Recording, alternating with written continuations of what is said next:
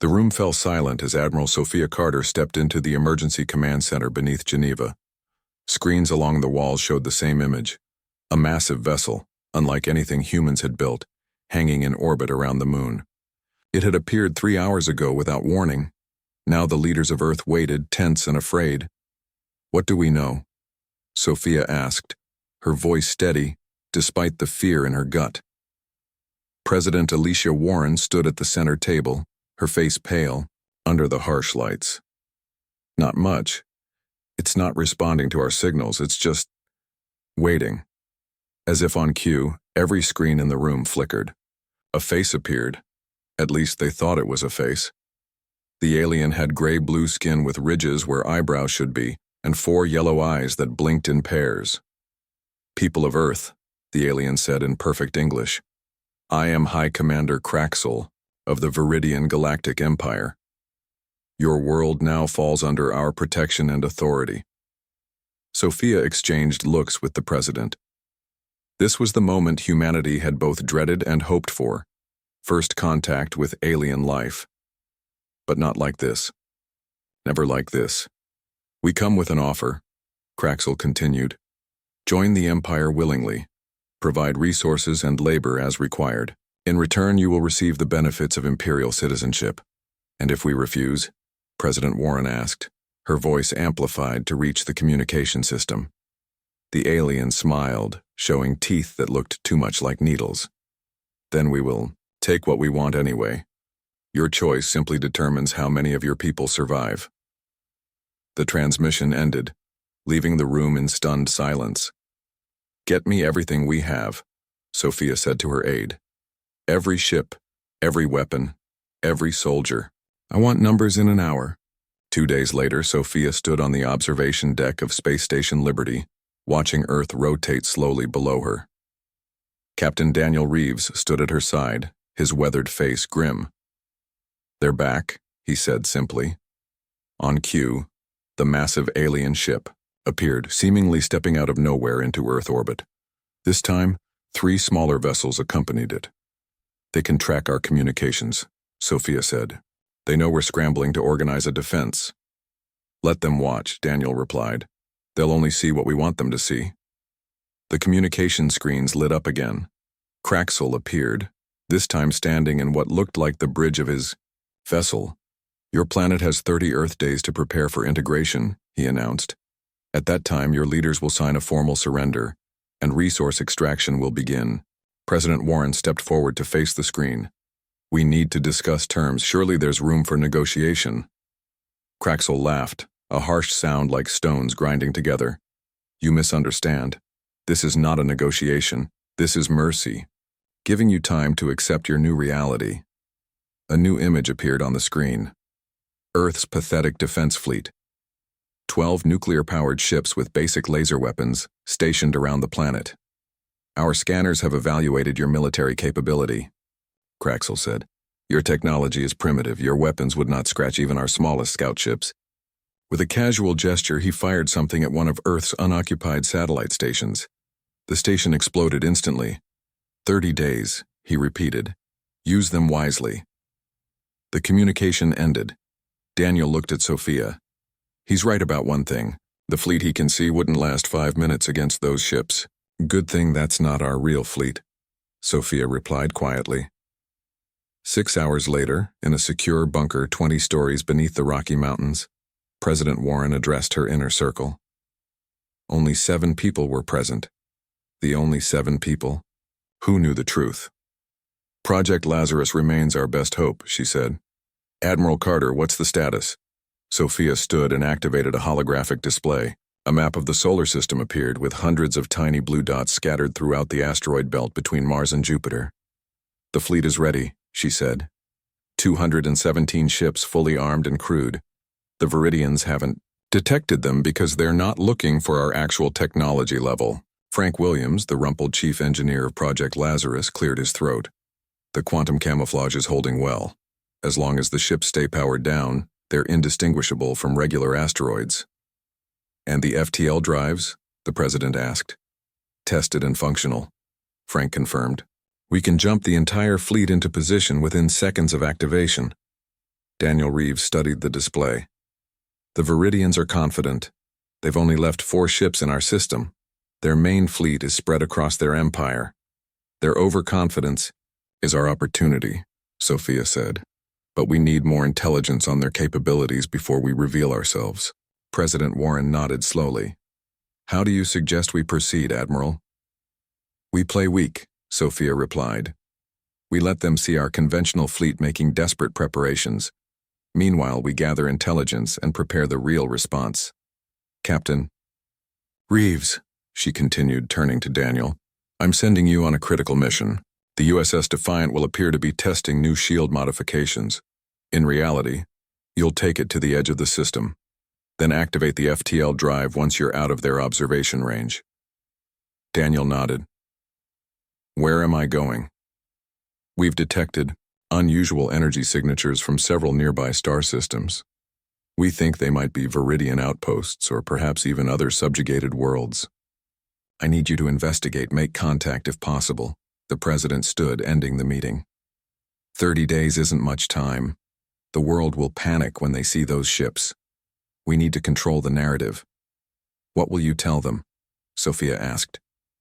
Oh, version of the truth. That we're facing an alien empire that demands our surrender. That we're preparing to fight, however hopeless it seems. She smiled grimly. I just won't mention that we've been preparing for this moment for 50 years. The next morning, Lieutenant Grace Martinez reported to the small, unmarked office building in Arlington. She'd been pulled from her regular duties without explanation, told only to come alone and tell no one. Inside, she found Admiral Carter waiting. Lieutenant, Sophia said, your record shows exceptional aptitude for languages, infiltration, and adaptation to unfamiliar environments. Yes, ma'am, Grace replied, standing at attention. What I'm about to tell you is classified beyond secret. The Admiral activated a small device that created a soft hum throughout the room. Signal blocking. We need someone inside a Viridian vessel. Their communication suggests they may be taking human specimens for study. Grace's eyes widened slightly, but she kept her composure. You want me to get captured? Precisely, with certain advantages. Sophia opened a case on the desk, revealing what looked like normal skin patches. Subdermal translators, advanced recording technology, and a tracking implant that operates on principles the Viridians won't be looking for. My mission? Learn everything you can about their technology, their weaknesses, their chain of command. Most importantly, find out if they know about Project Lazarus. Grace took a deep breath. When do I leave? Immediately. A Viridian scout ship has been taking people from a research station in North Africa. We've arranged for you to be there. When they return, Sophia extended her hand. Good luck, Lieutenant. The fate of our planet may depend on what you discover. Outside, the world was beginning to learn about the alien ultimatum. News channels showed the Viridian ships. People gathered in churches, mosques, temples. Some rioted, others partied like it was the end of the world. None of them knew that beneath the surface of human civilization, hidden in plain sight among the asteroids, sleeping giants were waiting for the call to wake. 15 days had passed since the Viridian ultimatum. On the surface, Earth appeared to be in chaos. The small fleet of visible ships moved frantically around the planet in obvious defensive patterns. Military bases buzzed with activity. World leaders made desperate speeches about unity and courage in the face of overwhelming odds. High Commander Craxel watched the humans scramble from the comfort of his command vessel. He found their efforts amusing, like watching insects trying to stop a flood. Primitive creatures, he said to his second-in-command. Send another scout ship. I want to see how their defenses are progressing. The small Viridian scout ship easily slipped past Earth's orbital defense grid. The human sensors detected it, of course, but their weapons were too slow to target the advanced vessel. This was the 5th such incursion in 2 weeks. Each time, the Viridians gathered more data about Earth's apparent defenses. Each time, the humans let them see exactly what Admiral Carter wanted them to see. Deep beneath the Pacific Ocean, in a secret command center built into the seafloor, Sophia Carter studied the holographic display of the solar system. The Viridian scout ship appeared as a red dot moving through Earth orbit. They're following the pattern, she said to her staff. They always scan our visible ships, weapons platforms, and major military installations. And they're completely ignoring the asteroid belt, added her second-in-command. Just as we hoped, Sophia nodded. Any word from Lieutenant Martinez? Nothing yet. The tracking implant shows she's on one of the smaller Viridian ships, currently in orbit around Mars. She's alive, but we can't risk communication yet. Sophia checked the countdown timer on her wrist. 15 days until the Viridian deadline, 15 days to perfect their plan. She opened a secure channel to the White House. President Warren's face appeared on the screen, looking tired, but determined. They've taken the bait, Madam President. The Viridians believe our defenses are exactly what they can see. Good, Warren replied. And Project Lazarus? All ships report ready. We've run simulations based on what we know of Viridian technology. If our assumptions are correct, we'll have the advantage. And if our assumptions are wrong? Sophia hesitated. Then humanity will need a miracle. Grace Martinez had never been so afraid, yet she didn't show it. The Viridians had taken her and 9 other humans from the research station exactly as planned.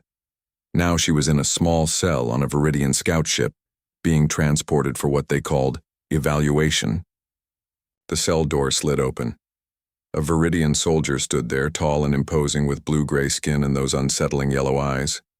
Human female. Come. Grace followed the guard through the curved hallways of the alien ship. She memorized everything.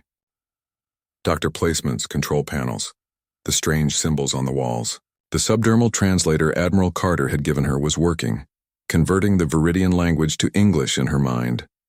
They entered a laboratory where another Viridian in a different uniform waited.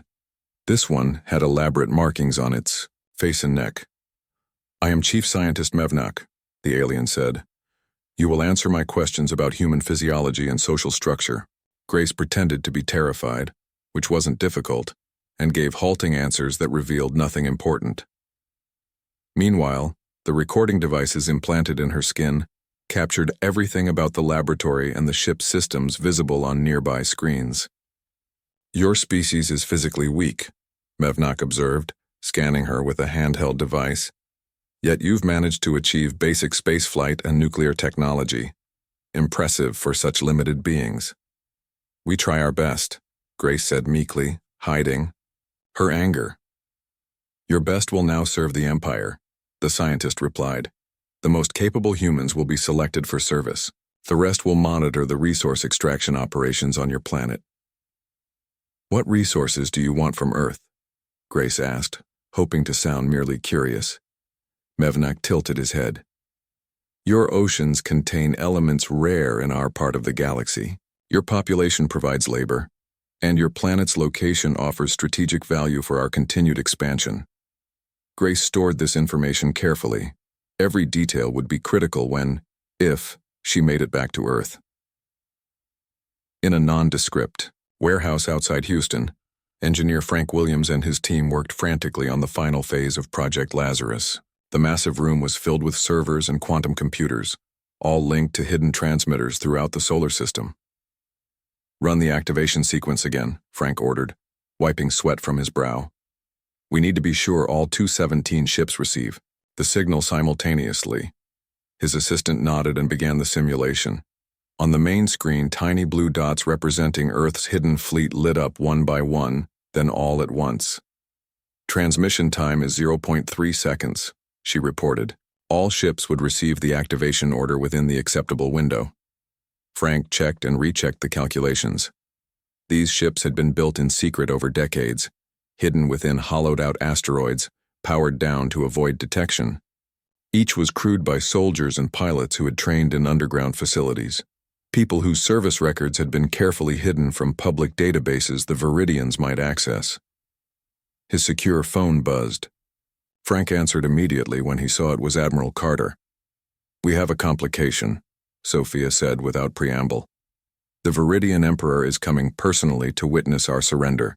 He's bringing 20 ships from their main fleet. Frank felt his blood run cold. 20 more warships? That wasn't in our calculations. The president is convening a meeting in 2 hours. We need options, Frank. I'll be there. Frank turned back to his team after ending the call. Double the power to the quantum transmitters, and run simulations with 30 enemy vessels instead of 10. Captain Daniel Reeves guided the USS Defiant through the darkness of space, far beyond Pluto's orbit. To any observer, the Defiant looked like an outdated vessel on a desperate mission. In reality, it housed technology decades ahead of what Earth publicly acknowledged. Once clear of all possible Viridian sensors, Daniel gave the order. Engage FTL drive. The stars around them blurred as the ship jumped into faster-than-light travel, something the Viridians believed humans couldn't achieve. Seconds later, they emerged near a small red dwarf star 20 light-years from Earth. The ship's sensors immediately detected artificial structures orbiting the third planet, and energy signatures that matched Viridian technology. Life signs? Daniel asked his science officer. Thousands, but not Viridian. These appear to be another species. Daniel studied the readings. A colony or conquered world? Based on the Viridian ships in orbit and the energy fences around settlements, conquered. Daniel made his decision. Take us in closer but maintain stealth systems. If these people are under Viridian control, they might become allies. As the Defiant moved toward the planet, Daniel composed a brief, encrypted message to Earth. Sleeping giants are awake. Found potential friends in need of rescue. When the message was sent, he turned to his communications officer. See if you can find a way to contact the planet's inhabitants without alerting the Viridian ships. For the first time since the alien ultimatum, Daniel felt a glimmer of hope. Earth was not alone in facing the Viridian threat. And soon, very soon, the Empire would learn that humans were not as primitive as they appeared. The day of surrender arrived. Dark clouds hung over Geneva where the ceremony would take place. 25 Viridian ships now orbited Earth, their weapons aimed at major cities as a silent threat. Emperor Zextar's personal vessel descended through the atmosphere. It was enormous, 3 times larger than the biggest human aircraft carrier, and shaped like a crescent moon with glowing blue energy pulsing along its edges. On the ground, in the Grand Plaza outside the United Earth Government headquarters, thousands of people gathered. Most were there under orders to show the Emperor that humans accepted their fate. Armed Viridian soldiers stood at regular intervals, their weapons ready. President Warren waited on a raised platform, Admiral Carter at her side. Both women wore formal uniforms and neutral expressions that revealed nothing of their true plans. Any word from Lieutenant Martinez? The president whispered. She managed to transmit data packets during the fleet's approach, Sophia replied quietly. Their ships have a weakness in their shield systems, something about the frequency modulation. And Captain Reeves returned to the solar system 6 hours ago. His ship is in position. The massive Viridian vessel settled in the air above the plaza, hovering impossibly for something of its size. A beam of light shot down from its center, and within that beam, Emperor Zextar materialized on the platform. He was taller than the other Viridians with deeper blue skin and 6 yellow eyes instead of 4. Golden armor covered his body, and a cape of some shimmering material flowed behind him. People of Earth. His voice boomed across the plaza and through communication systems worldwide. Today you join the glorious Viridian Empire. Your resources will strengthen us. Your people will serve us. This is the natural order. The strong command, the weak obey. Sophia glanced at the small device in her hand. A timer counted down. 30 seconds. Emperor Zextar turned to President Warren. Sign the document of surrender. He gestured, and a holographic display appeared between them, alien text glowing in the air. The president stepped forward, seemingly defeated. Before I sign, I have one question, Emperor. Did you really think we would make it this easy? Zextar's eyes blinked in sequence, showing confusion. Easy? You have no choice, human. Your primitive weapons cannot harm us. President Warren smiled, for the first time. About that? The timer in Sophia's hand reached 0. She pressed the button. Deep in the asteroid belt between Mars and Jupiter, 217 rocks that weren't rocks received the signal. Quantum camouflage systems deactivated. Engines powered up. What had appeared to be ordinary asteroids suddenly revealed themselves as warships, sleek, advanced vessels unlike anything Earth had publicly acknowledged. The largest of these ships, the USS Reckoning, was over 2 miles long with a black hull that seemed to absorb light rather than reflect it. On its bridge, Admiral Jason Keyes gave the order. All ships, execute FTL jump to assigned coordinates. Operation Revelation is go. The hidden fleet disappeared from the asteroid belt in flashes of blue light. In Geneva, Emperor Zextar was still staring at President Warren with a mixture of confusion and amusement when the sky filled with light.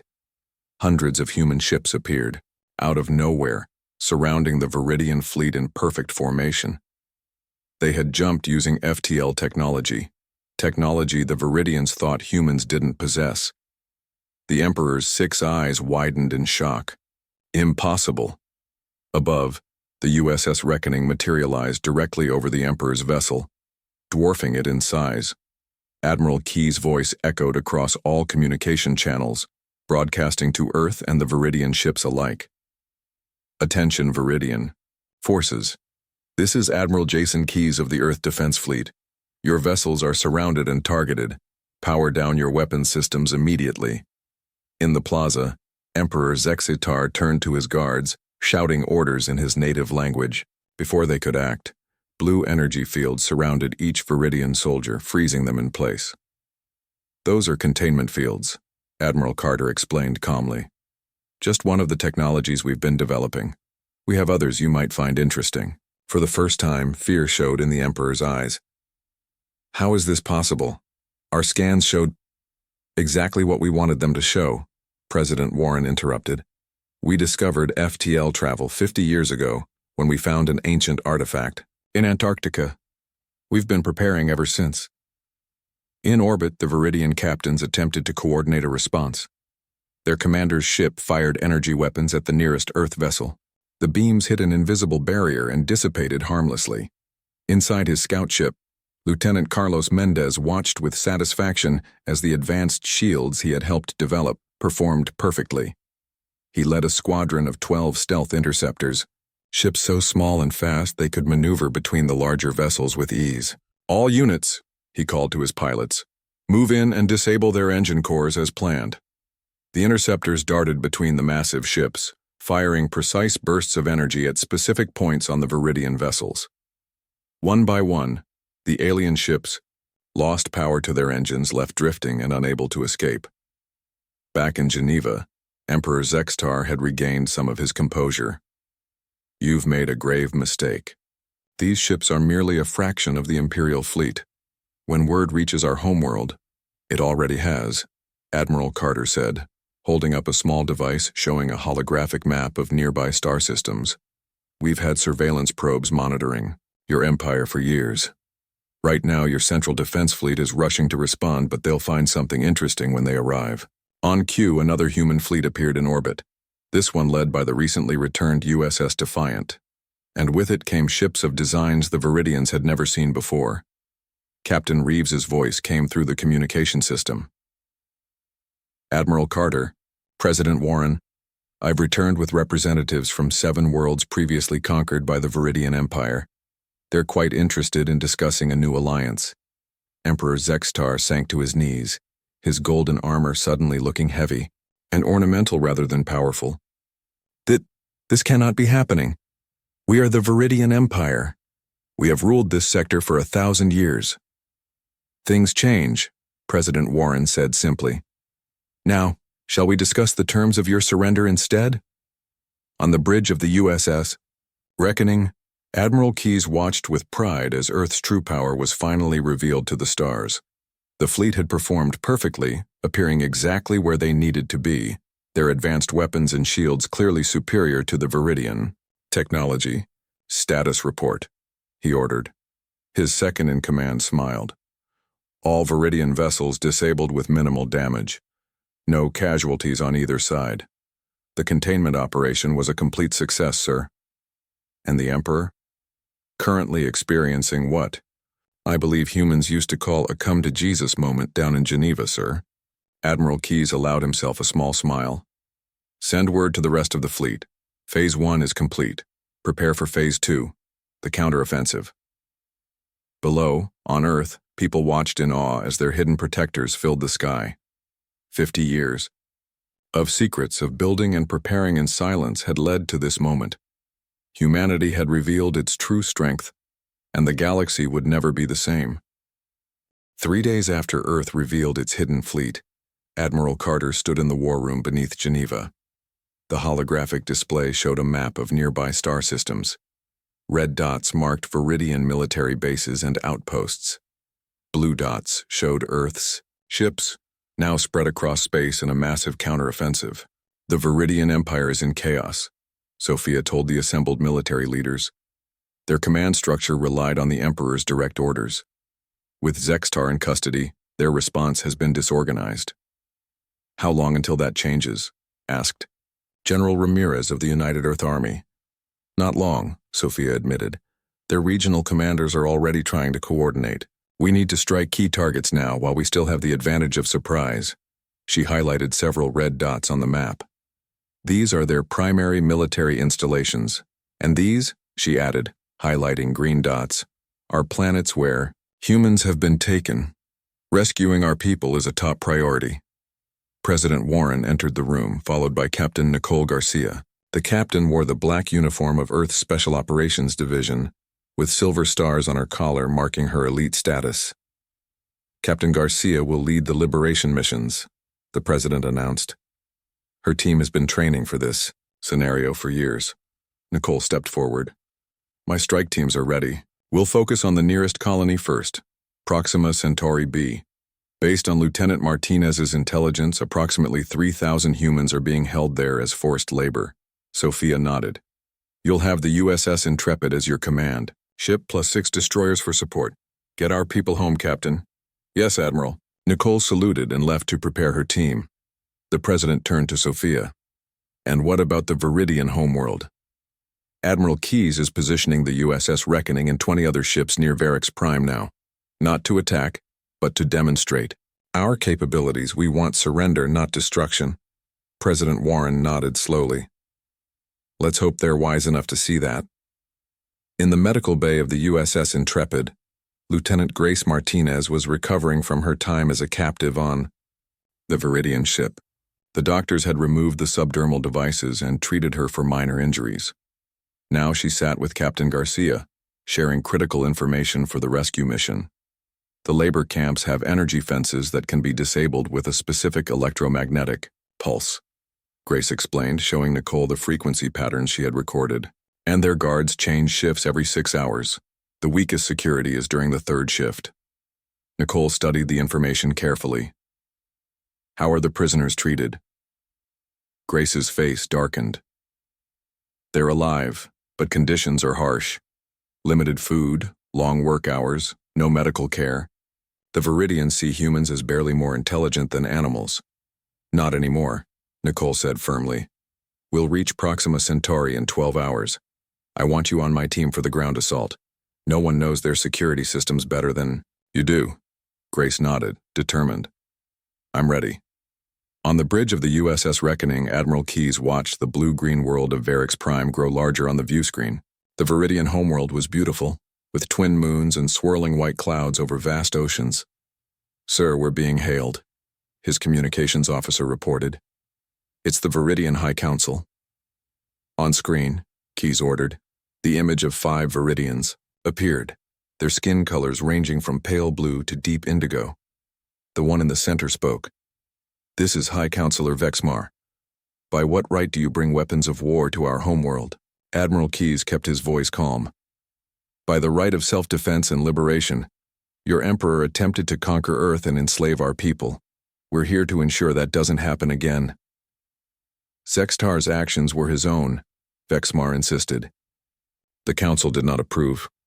Our records show otherwise, Keyes interrupted, sending data to the Viridian screen. These are transmissions between Council members and Zextar, approving the conquest of Earth. You expected an easy victory and new resources. Instead, You found an enemy you were not prepared for. The Viridians whispered among themselves, clearly disturbed that humans had accessed their private communications. What are your demands? Vexmar finally asked. Immediate release of all human prisoners, return of any human ships or technology you've captured, and recognition of Earth's sovereignty and protected status for all human colonies. And if we refuse? Admiral Keyes didn't answer with words. Instead, he ordered a demonstration. One of Earth's ships fired a precision weapon at an uninhabited moon of Varix Prime. The energy beam carved a pattern into the surface, the outline of Earth's continents visible from the planet below. That was at 5% power, Keyes said quietly. We don't want war, Counselor, we want peace, but on equal terms. Major Samuel Washington led his extraction team through the dark corridors of the Viridian Research Facility. His soldiers moved silently, using advanced stealth technology to avoid detection. Their mission: rescue 37 human scientists who had been captured for study before the Viridians' failed invasion. Sam checked the facility map Lieutenant Martinez had provided. 2 more levels down. Life signs show they're being held in the central laboratory. The team descended, disabling security systems as they went. Occasionally they encountered Viridian guards, but the Earth soldiers carried weapons that fired stun pulses, dropping the aliens without killing them. Remember, Sam reminded his team, we're not here for revenge. Get our people out safely. That's the priority. When they reached the laboratory level, they found what they were looking for. The human scientists were in transparent cells, some undergoing tests, others simply being observed. The sight made Sam's blood boil, but he kept his emotions in check. Medical team, assess their condition, he ordered. Security team, watch the exits. Tech team, get these cells open. As his soldiers moved with practiced efficiency, one of the captive scientists spotted them. Her eyes widened with hope and disbelief. You came for us? She asked when her cell opened. Sam helped her to her feet. We never leave our people behind. Can you walk? Tears filled her eyes. Yes. How did you find us? The Viridians said Earth had surrendered. They were misinformed, Sam said with a slight smile. Earth is fighting back. And winning.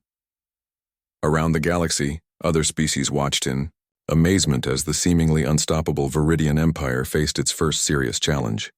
On a dozen worlds, populations that had lived under Viridian control for generations began to rebel, inspired by Earth's example.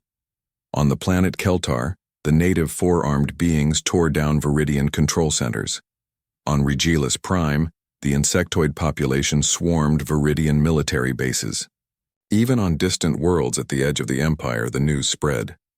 Humans had revealed technology that matched or exceeded Viridian capabilities, and they were fighting not just for themselves, but for all oppressed species.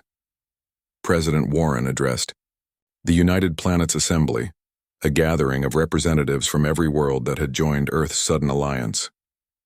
For 50 years we kept our true capabilities secret, she told them, not out of fear but out of caution. We studied the Viridians, we prepared, and when they came to conquer us, we were ready. She activated a holographic display showing Earth's long-range plan. But this isn't just about humans. Every species deserves freedom. Every world has the right to chart its own course. Together, we can create something better than an empire.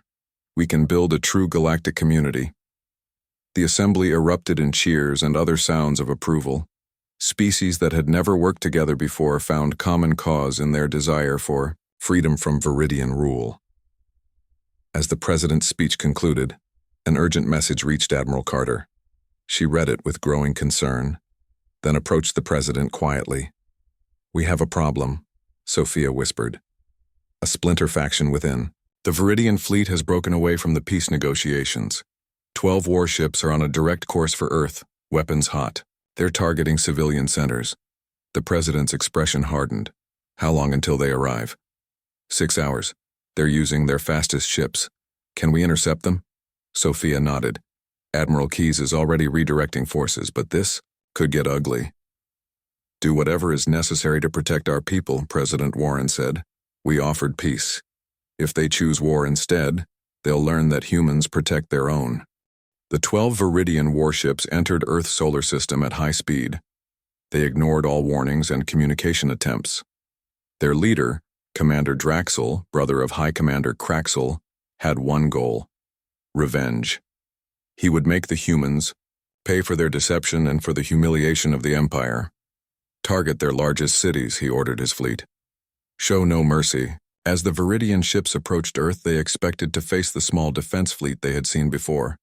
Instead, they found nothing. No ships challenged them. The path to Earth lay open. Too easy, Draxel said with a smile that showed his needle-like teeth. They must have committed all their forces to the attack on our outposts. His flagship entered Earth orbit, followed by the rest of his vessels. They positioned themselves above major population centers: New York, Tokyo, London, Beijing, Cairo, Sydney. Weapons at full power, Draxel commanded. Fire on my mark. His weapons officer pressed the firing controls. Nothing happened. What's wrong? Draxel demanded. Weapons systems not responding, Commander. Something is interfering with our targeting. Systems. Suddenly, the space around each Viridian ship lit up with a blue-green light. Hidden defense satellites, thousands of them, had activated. Earth's atmosphere was protected by an energy grid so fine it had been invisible until now. On the surface below, in the hidden command center beneath Geneva, Admiral Carter watched with Frank Williams at her side. The planetary defense grid is working perfectly, Frank said with satisfaction. Their weapons can't penetrate it, and the satellites are scrambling their systems. Sophia nodded. Now for Phase 2. She pressed a button on her console. Above Earth, hundreds of small, unmanned defense drones emerged from hiding places in Earth orbit. They surrounded the Viridian ships, firing precise disabling shots at engines and weapon systems. In his flagship, Commander Draxel watched in horror as his vessels were systematically disabled without destroying them. The humans could have obliterated his fleet. Instead, they were capturing it intact. This cannot be, he whispered as his ship lost power and began to drift. 3 days later, Captain Daniel Reeves returned to Earth. His ship, the USS Defiant, was accompanied by vessels of 7 different alien designs, representatives from worlds that had suffered under Viridian rule. As they approached Earth orbit, they passed the disabled Viridian fleet, now under guard by Earth ships. The attack failed, Daniel explained to his alien guests. Earth's defenses prevented any casualties. The alien representatives were impressed. The tallest among them, a reptilian being named Sithnak from the Draconis system, spoke. For centuries we believed resistance against the Viridians was hopeless. Your people have proven otherwise. Daniel smiled. Humans tend to be stubborn about their freedom. When the diplomatic party landed in Geneva, President Warren welcomed them personally. The gathering was historic, the first official meeting between Earth and multiple alien civilizations. Together, we have an opportunity to build something new, the president told them. Not an empire built on conquest, but an alliance founded on mutual respect and cooperation. In a secure room deep beneath the government complex, Emperor Zextar was brought before Earth's Leadership Council. His golden armor had been replaced with simple clothing. His 6 eyes no longer held arrogance, only wary calculation. Admiral Carter and President Warren sat across from him at a plain table. Your splinter fleet has been captured, Sophia informed him. No lives were lost on either side. Zextar seemed surprised by this. You could have destroyed them. That's not our goal, President Warren replied. We want peace, not destruction. The Emperor studied them carefully. What are your terms? You will sign a formal treaty recognizing Earth's independence and the sovereignty of any world that wishes to leave the Viridian Empire. Your military forces will withdraw from those planets, and you will share information about any threats that exist beyond your borders. And in return, you keep your throne. Your core worlds remain under your control, and Earth will share certain technologies that will benefit your people: medical advances, agricultural improvements, clean energy. Zextar was silent for a long moment. You offer mercy when you could demand unconditional surrender. Mercy is strength, not weakness, Sophia said. Did your people never learn that? Later that evening, in the Antarctic research facility where it had all begun, Frank, Williams, and President Warren stood before the artifact that had changed human history. It was a strange object, half buried in the ice when they found it 50 years ago. Made of an unknown metal with swirling patterns across its surface, it had provided the key to FTL travel and much more. We've decoded more of it, Frank said, showing the president his latest findings. The beings who left this weren't just giving us technology. They were warning us. About what? Frank activated a holographic display. Strange images appeared. Shadows moving between stars, planets going dark, entire solar systems disappearing. They called them the Void Walkers, an ancient force that moves through the galaxy every few thousand years, consuming everything in their path. The Viridians knew about them but kept the knowledge secret. They've been preparing for centuries, building their empire not just for power, but for survival. President Warren's face paled. Are you saying there's something worse than the Viridians out there? Much worse. And according to these new translations, they're coming. The artifact includes coordinates to something the creators called the Nexus Key, possibly a weapon or defense system against these Void Walkers. How long do we have? Years, maybe decades, not centuries. The president nodded slowly. Then our work is just beginning. 1 month after the failed Viridian attack, Admiral Sophia Carter stood in full dress uniform before the newly formed Galactic Council. Representatives from 23 species filled the circular chamber, with Earth holding a prominent position as the catalyst for this new alliance. Admiral Carter, the Council recognizes your appointment as Earth's first galactic ambassador, announced the chairperson, a luminous being from the Andromeda system. Your experience and wisdom will be valuable as we forge this new path together. Sophia bowed respectfully. Earth is honored to serve, but we must prepare for challenges ahead. As the formal ceremony continued, Lieutenant Martinez approached, Sophia with an urgent message. The lieutenant had been promoted after her successful intelligence mission, and now served as Sophia's chief security officer. Admiral, Grace whispered, we've confirmed it. The data I recovered from the Viridian research vessel contained hidden files. The Viridians weren't acting entirely on their own. Something was influencing their leadership, pushing them toward aggressive expansion. The Void Walkers? We think so. Subtle manipulation over centuries. The Viridians were being shaped into a buffer force, cannon fodder to face the coming threat first. Sophia nodded grimly. Keep this between us for now. The alliance is still fragile. As the council session ended, Sophia looked out at the assembled representatives. Former enemies, now allies, bound together by their shared desire for freedom. They didn't yet know that a greater test awaited them all. On Earth, in labs and shipyards hidden throughout the solar system, humans continued to build and prepare. The fleet that had surprised the Viridians was just the beginning. The ancient artifact was revealing more of its secrets every day, and Engineer Williams' team worked tirelessly to understand the coordinates to the mysterious Nexus Key. Humanity had emerged as a major galactic power, but the real war against an enemy that had been watching from the shadows for millennia was just beginning, and this time they would not have the advantage of surprise. We'll be ready, Sophia whispered to herself as she looked out at the stars. Whatever comes, next we'll face it together.